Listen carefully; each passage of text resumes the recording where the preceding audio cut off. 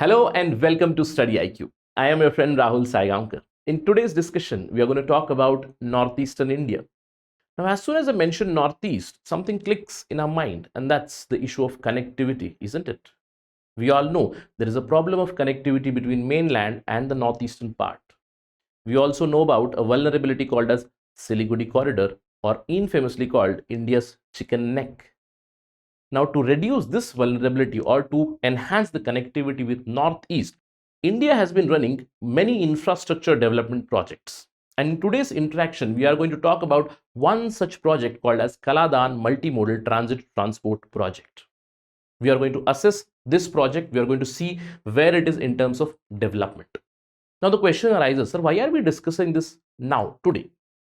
Because a landmark has been achieved with respect to this project.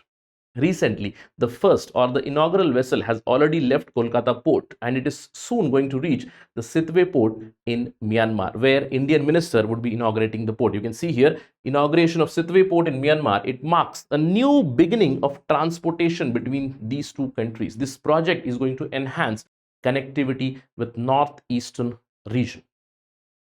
So in this particular discussion, we'll talk about all the nuances connected with Kaladan multimodal project. In fact, let's begin our discussion with a question. The question reads, Kaladan multimodal transit transport project from India to Myanmar heralds a new age of transportation between the two countries. Indeed, yes. However, there is a need to have a hard look at the project delivery capacity because there have been multiple delays in its completion. There's a statement which has been given and you have to critically analyze this statement. By now, you have understood that this is going to be a critical discussion where we are going to assess the Kaladan multimodal project. We'll first understand what is this Kaladan multimodal transit transport project? Where is it standing as of now? I told you a landmark has been achieved, but the question is, has it been completed? Is it 100% ready? If not, then what are the issues? Why there are so many delays? And that would be very good fodder for this particular question, right? So without any delay, let's begin our discussion. But before that, there is a small notice for all of you. If you're an UPSC civil services aspirant, or if you know anybody who's preparing UPSC civil service examination, do inform them or let them know about this particular program of ours, prelims to interview initiative. Batch 5 is starting, batch 4 is already closed out. You do know that. But our batch 5 is beginning. This is going to be morning class, fresh 8 a.m. You can attend the classes and it is going to start from 13th of May. Here, StudyIQ will be guiding you right from day one, from your prelims till your interview. If you clear your prelims 2024, then your mains residential program and all its expenses will be taken care of by StudyIQ. This entire program has been developed at this particular affordable price, 30K approximately. This is the discounted price. If you want this price, then you have to use my code Rahul Live. Right? So do it. I'll see you in the class in the morning. Right. Let's begin our discussion. Let's talk about India and Myanmar first. Before we enter into the Kaladan project, we need to talk about the importance of Myanmar as a country. Whenever we see the Indian map, I told you there is a lot of vulnerability here with respect to northeastern India. Why? Because there is this chicken neck or the Siliguri corridor, what we see, 20 odd kilometers of region where India is highly vulnerable. That means if I have to connect towards the northeastern region, say even from Kolkata, I have to travel from here and I have to reach towards the northeastern region. Apart from that, whenever we talk about India and Myanmar, we need a closer collaboration with Myanmar. Why? Because we share more than 1600 kilometers of its boundary and this boundary is quite porous, right? So to enhance connectivity, we need countries like Bangladesh, we need countries like Myanmar. Over that, if you talk about Myanmar, this is like a gateway towards the ASEAN countries, towards Southeast Asia. So it's like a step. To develop the northeastern region, we need to make sure that the productive capacity of Northeast develops and then we can send those products towards the ASEAN market. And for that, we need Myanmar, right? Right. So here comes the Kaladan project. Now, what has happened recently? Why we are discussing this is because the inaugural vessel has already flagged off from Kolkata. It will soon be reaching the Sittwe port where our own minister will be going there to inaugurate the Sittwe port on May 9. All right. So this is going to mark a new beginning in terms of connectivity between these two countries. And remember, if there is a prelims question, where is Shama Prasad Mukherjee port Its answer would be Kolkata. Please remember this from MCQ perspective, right? So that's the news that we are talking about. Now here, the question arises, sir, what is this Kaladan multimodal transit transport project? I want to understand everything about this. What is Kaladan? What is multimode? But before that, how did it begin, or why we are focusing on connectivity issues? Now, we all know from Indian foreign policy perspective, after 1991, there has been a landmark shift in our policy, especially towards the Southeast Asian region or East Asia as a whole. Because in 1991 or 1992, we started the Look East policy. Later on, we also developed the Gujarat Doctrine. The NDA government, when it came, it also enhanced the different aspects of Look East Policy 1. So we can talk about Look East Policy 1, Look East Policy 2. And in 2014, the Modi administration has rechristened it to Act East Policy. Now, under this, we want to enhance our connectivity towards the eastern part. And to connect that, we need Myanmar. It is like a pivot using which we can connect towards the Southeast Asian region and the extended Asian region. For instance, say South Korea, Japan, Australia, New Zealand. We do need Myanmar, right? And to enhance this connectivity, we started a project, Kaladan Multimodal Transit Transport Project. Now, the beginning of this was in 2008. The Ministry of External Affairs, it entered into a framework agreement with the government of Myanmar that we will be developing Kaladan multimodal project, and we signed an agreement in 2000. And please remember, Myanmar is not spending anything. It is India who is needy here. Why? Because I want to connect the eastern part. That means I want to connect West Bengal towards the northeastern part, and that's why I need Myanmar. So I'll be spending the entire expenditure for this particular project. Of course, I'll be taking loans, so assistance is being provided from World Bank, Asian Development Bank, etc. But remember, the project is entirely funded from Indian side. So in 2008, the journey for this Kaladan multimodal project began, and in 2009, we appointed Inland Waterways Authority of India as the project development consultant, and they have done their work. Now, mind you, their main focus was to develop the shipping route, to develop the Sittwe port, which has already been done, to develop the jetty, which has already been done. So this was the project consultant initially. So what is this project? So what is with this name? First of all, why the name Kaladan? What is the meaning of this multimodal thing? We'll understand one by one, right? See, this aims to connect, the project aims to connect the eastern part, that means Kolkata, towards the northeastern part, that is Aizawl here in Mizoram. We can directly connect, but there is another country, Bangladesh, here, and Bangladesh has, I would say, rejected transit to India multiple times. We have requested Bangladesh, but they have rejected all these requests. So that's why what we are doing is we are trying to create another mode of transportation where we will be passing through the Bay of Bengal, we will be reaching Myanmar, and from there, from border, we will be taking stuff to Aizawl. As I told you, in the first inaugural vessel, a cement cargo has gone to the Sittwe port. That's the Kaladan multimodal project. Now, the question is, sir, why the name Kaladan? See, remember, the cargo, as soon as it reaches the Sittwe port, from there, it will pass through the inland water route, which moves through the Kaladan river itself here. Remember, there is a Kaladan river here.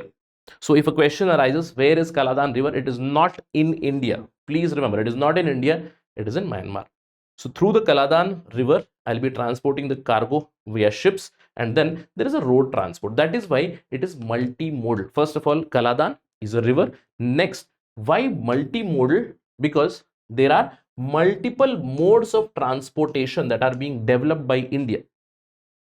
What are the multiple modes? The first route is basically the shipping route, which I showed you here. The shipping route is basically from Kolkata through Bay of Bengal, it reaches to Sittwe port, meaning one port in Kolkata connected to another port in your Myanmar, that is Sittwe port. Now, from Sittwe port, there would be inland water transport where we will be moving the cargo through river. Now, it will reach here at Paletwa. At Paletwa, we have already developed an inland jetty. That means a small, I would say, inland port kind of a thing. And from here, the cargo will go by road from Paletwa to Kaletwa, from Kaletwa to Zorinpui. Zorinpui is like the border between India and Myanmar. And from Zorinpui, we will be transporting it to India. That means we will be transporting stuff from the Bay of Bengal into Myanmar. In Myanmar also, we are going to move through different kinds of modes of transportation, ultimately connecting it to northeast. Now, please remember, here there is a shipping route, then there is a river boat route, almost 158 kilometers in Myanmar. Then there is a road connectivity route in Myanmar from Paletwa to Zorinpoi, almost 110 kilometers. And then from Zorinpoi, we'll be reaching to Aizawl. This is again a road route, but this is in India. Now, apart from these modes, meaning shipping, the river route and the road route, we are also developing a railway route. Now, please remember this, a railway route is now in the advanced stages since 2017. We are going to connect from Sittwe to Zorinpoi to the Sairang railway station, Sairang in Aizawl. This is proposed mode. So, multiple modes. That's why it is multimodal transport project, right? Kaladan is the river. Now, the question arises, sir, what is the benefit of this? There is too much of hassle in this. Now, you said that, okay, we'll be taking a ship, we'll be passing through Bay of Bengal, then a river, then road route. Okay, fine. There is also railway route. Okay. So, why so much of hassle? Now, if you think this is hassle, just look what is the means of transportation, what is the means of connectivity as of now.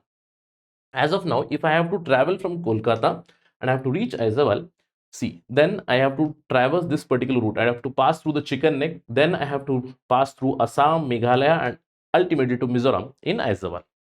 Now, this route is approximately 1300 to 1400 kilometers. I would say approximately, let's take an average of 1350 kilometers. All right. Now, this route from Kolkata to Aizawl, once it is completely done, this would be approximately 850 kilometers through multiple modes, where we will be saving a lot of time, we will be saving a lot of money as well. That is the benefit of this Kaladan project. I hope this makes sense now, correct? Right. Now, the question is, sir, is it complete?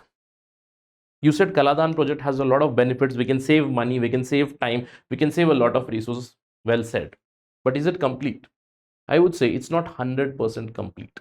As I showed you in the map, by 2021, we have already completed the Sittwe port. We have also completed the inland water, the Paletwa jetty, and both of these have already been given to, they have already been transferred to Myanmar government. That means, see, this is done, now jetty is done. That means now I can travel from Kolkata to Sittwe port till Paletwa. But the problem is after Paletwa. Since 2008, the project is being planned. It's a good thing that we have developed the port. It's a good thing we have developed the inland jetty also. But the problem is with respect to 110 kilometer stretch in the Myanmar side. Please remember, there are two aspects here. One is inside Myanmar and one is again inside India. Means I have to create a road route in Myanmar, almost 110 kilometers, and then approximately 100 kilometers in India also, right? Now, what is the issue? These roads are still not complete. Yes, the work is still in progress and the deadlines have continuously been missed. As of now, that is the position. So if somebody asks you, is the Kaladan project complete? It's not complete yet, right? Now the question is, sir, why? What is happening? That is the discussion today. Kaladan multimodal projects, it's a case study for us. A project that started in 2008, the agreement was signed in 2008. Now it's 2023, right? Means approximately 15 years. 1.5 decades are gone. And in these 1.5 decades, we have still not completed this project. It puts a question mark on our delivery capacity for sure. It's still not complete. And remember, initially in 2008, when we planned this particular project, it was dubbed at a cost of approximately 536 crores. And till now, we have already spent more than 3,200 crores. The budget has ballooned more than 6 times. Apart from this, 2 deadlines have already crossed. The initial deadline was given as 2014, which was delayed. The last deadline was 2021, and the current deadline actually was March 2023. And you already know this has been delayed, right? So we'll wait for the next deadline. Now you must be having a question, sir, why is this happening? Why? See, one of the biggest reason is this. If you look at this case study, now this is the development of Myanmar. I am talking about Myanmar's political development. You all know that India and Myanmar were both same part. It was Burma before. In 1937, it got separated. That means we have a common colonial history. But Myanmar has been going through a lot of political turmoil right from its independence. Yes, initially there was the rule of Aung San. You know Aung San Suu Kyi, her father, Aung San, he set up a democratic government in 1948, and till 1962 there was democratic government. But later on, the military took over. But at the beginning of the last decade, 2011, there was a slow and steady transition to democracy. But now again, you know, in 2021, there is a military rule. So first of all, the government agency that we are dealing right from before, we were dealing initially with the military rule. Then the democratic government came. Then again, the military rule has come. First of all, political turmoil in Myanmar is a big issue. Of course, we are spending money. But that doesn't mean we are not supposed to cooperate with the government. We are cooperating and we are looking towards that government to complete this project, because multiple regulatory authorities are involved for sure. What are some of the other issues? First is political turmoil, but there are so many other issues, and there are some natural barriers, yes, but there are many anthropological barriers only. Of course, there are certain natural barriers. Why? Because the terrain is very tough here. The monsoon is very lengthy here. Why there is a tough terrain here? We all know that Himalaya, it traverses at Namcha Barwa, it takes a turn, and we know about the Arakan Yoma Mountains, or the so-called Rakhine Yoma Mountains. So the terrain is very tough. Now to construct roads here, multiple bridges, multiple barrages have to be constructed, which we are slowly and steadily doing. Apart from that, monsoon here is almost 6 months long. So for 6 months, there is almost zero construction here. No construction here. That's the problem.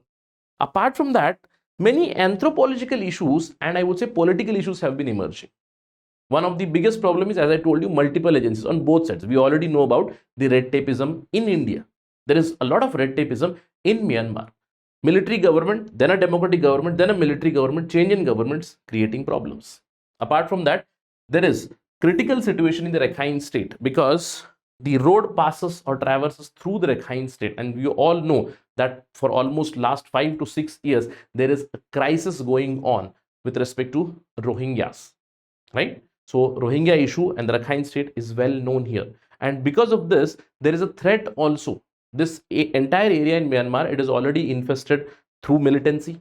There is also a problem of militancy in the northeastern India, but this is very prominent. There is a threat from the insurgent groups like the Arakan army. The Arakan army, which talks about autonomy, which talks about these things, it is being funded by China. So there is a China angle also here. Recently, there is another development of ARSA, that is Arakan Rohingya Salvation Army, and this is being supported by Pakistan. So two adversaries of India are involved here in supporting some insurgent groups. That is also creating problem. In fact, a couple of years back, some of the engineers who were constructing roads, they were abducted here by Arakan army, if I'm not wrong. So such instances have taken place. Apart from that, construction companies have backed out. Some construction companies have backed out. One of the construction companies, CC Construction, it went bankrupt. It filed for bankruptcy. And recently, the construction tender or the project consultancy has now been given to ERCON. Now, ERCON is Indian Railways Construction Limited. It's an international firm, basically connected to Indian Railways for infrastructure development. Let's see how they will fare. Apart from that, there was a COVID-19 pandemic break also. We all know from 2020, 2021, almost 1.5 years, 2 years, there was no progress or no work that took place over the Kaladan project. And finally, there is another challenge. See, these are the causes for delays, but there is another challenge from the Chittagong port. From the Chittagong port. Now, we all know we have already developed the Sittwe port. From Sittwe port, we have reached till Paletwa. From Paletwa, we need road connectivity. But there is always a challenge from another port, that is the Chattogram or Chittagong port. Now, if you look at this particular map, you'll realize Sittwe is somewhere here. Let me just clear this up first for you. This is Sittwe port here, and you have Chattogram here. All right. So if I reach Chattogram, it's much closer. All right. So there is always a challenge here from the Chittagong port. Strategically, the location of Chittagong is much better. Apart from that, if you look at the city of Paletwa, now the city of Paletwa is hardly 20 kilometers from the Bangladesh border. And there is always a threat of infiltration even from the Bangladeshi side, a threat to the infrastructure. All these issues have been leading to multiple delays to the Kaladan multimodal project, and that is why till now the road construction is pending. As of today, the moment that we are speaking, roads are being constructed slowly and steadily. It's not just in the Myanmar side. In Myanmar side we are facing double trouble, but even on the Indian side the roads are not complete. That means around 90 kilometer odd roads from the Indian side, they are also a work in progress. So let's wait and watch. Let's keep a keen eye on the Kaladan multimodal project. Whenever there is an update, we'll discuss here, but I hope that you have got enough fodder to answer the question that we started with over this project. Whenever there's an update, we'll talk again. That's it in this particular discussion. And if you have liked this discussion, you know that you can follow me on this particular ID at the rich Rahul Sai 222. If you have any queries, you can always reach out to me on IG. I do respond on Saturdays and Sundays. Thank you for watching this video again. Jai Hind.